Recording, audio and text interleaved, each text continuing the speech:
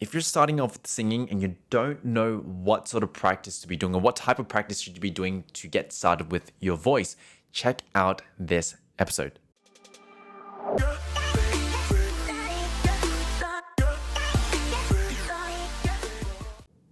Hey everyone, my name is Ivan and welcome back to the Singing Simply show, where we aim to just deconstruct and make learning to sing as simple as possible for you. So if this is the first time you've checked out this show, if you like it, make sure to check us out more frequently. And if you are returning back to this show, welcome back.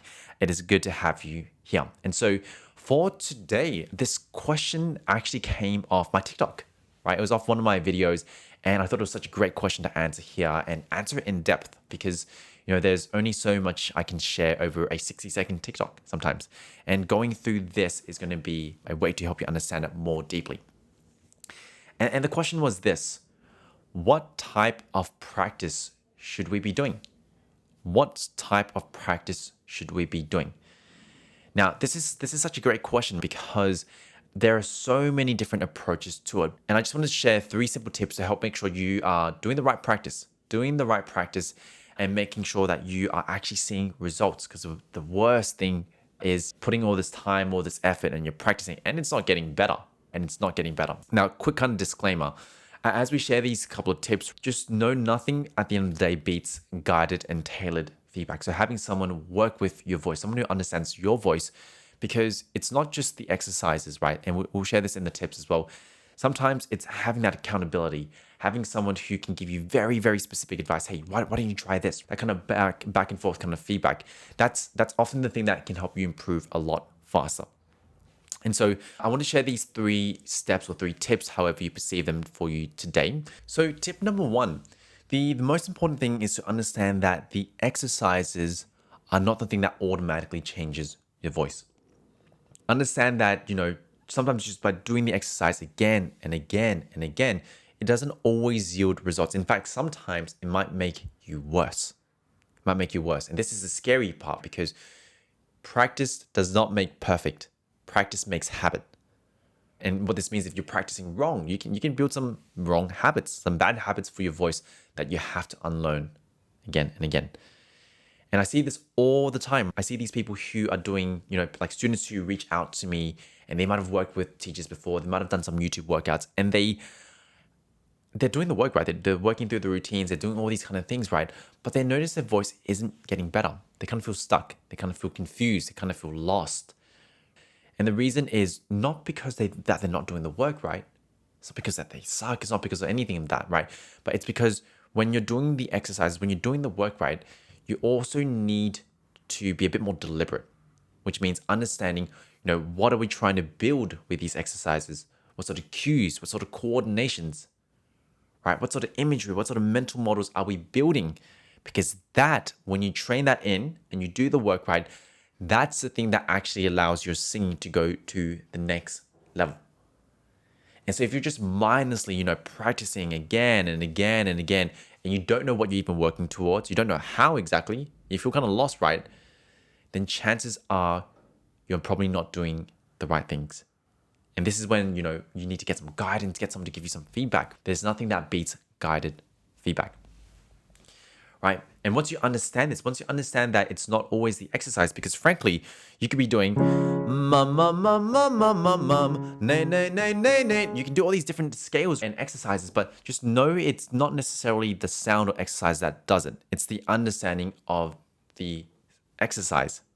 It's the coordinations that's built upon it, which is why, when you work with a great teacher, they can often adapt the exercise specific to your voice, because they understand what the exercise is trying to build.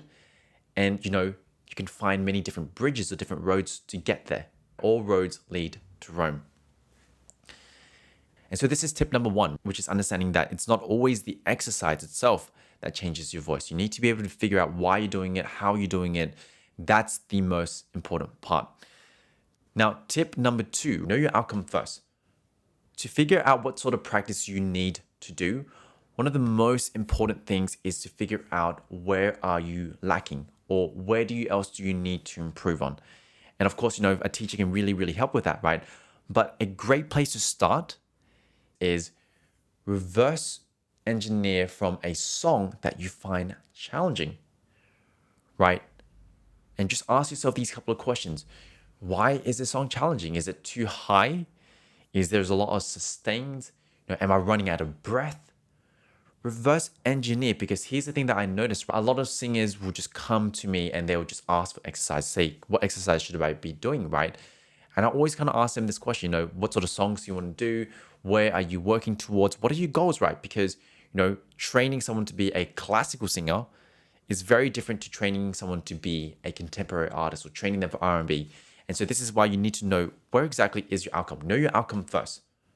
Because when you know that, reverse engineering becomes easy, and then you can have the steps that you need. So what exactly can you do here?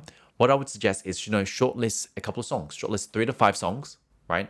Songs that might be a bit challenging for you, Maybe they are not necessarily easy for you to sing, and just journal. Write down on your book. You can even record yourself, right?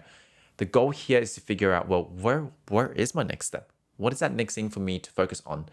And so maybe you might sing and you start when you go in the high notes and you start straining, which is a common problem. Great. Now I know that I need to work on my high notes. Or maybe you notice you're not even hitting the key, even hitting the notes. Okay, great. So now I need to figure out how to work on my pitch. The reason why this is important is then you start to do exercises that are tailored to you. Because if you don't do this, right, it's like going to the gym and you're trying to build more chest muscles, but you're doing squats. Or maybe you are trying to build your shoulders, but you're doing ankle raises. That's not going to be the exercise that changes things. But if you know you need to build a stronger chest, then you might go and do push-ups, right? Or you might do some bench press, right? You can apply the same approach to your singing as well. Figure out where you need to work on, and then you want to build exercises from there. Now, tip number three in terms of what type of practice should you be doing. Now, I'm going to film a full episode on this, but a little quick teaser on this is when we are working on our voice, one of the most important things to train in, to practice, is we want to start developing different colors in our voice. You think of yourself being like an artist, right? When an artist paints, he might have, the color red, he might have the color orange, the color green, the color blue. He has plenty of colors to work from, because then from there he can be like, okay, well, I'm going to use a bit of this color, you're going to use a bit of orange, use a bit of red, right? But imagine how hard his job would be if he only had, blue, just one single color. And this is very important for us as singers, right? Because often what separates a beginner from a professional is that they don't have the same choice of colors. They don't have the same high notes. They don't have the low notes. They don't have the ability to sing breathy. They don't have the ability to sing strong. They don't have the ability to sing raspy. They don't have all these abilities or all these colors in their voice. And so one of the things we need to start practicing in, right, is we want to start building those colors. Now, a little easy way is, one of the things I share with my paid clients is practice training at different intensities of your voice. And I'll share a little quick exercise here. So this is called a transcending tone. And, this is more of an advanced exercise, but when you do it, it can also be very suitable for beginners, which means choose notes that are really, really comfortable for you. Now, for example, if I was to do a note like this, right?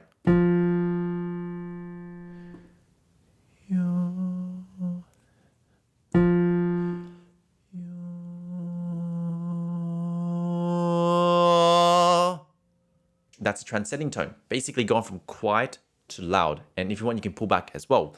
But what we do here is this helps you build more color in your voice. Because what this means is I can sing quiet, I can sing loud, you can have all these colors, and that's going to make your performance already a lot more dynamic. And for some of the more advanced students here, you can actually apply this to your upper range. The goal is to be able to do this on all your notes, all parts of your range. For example,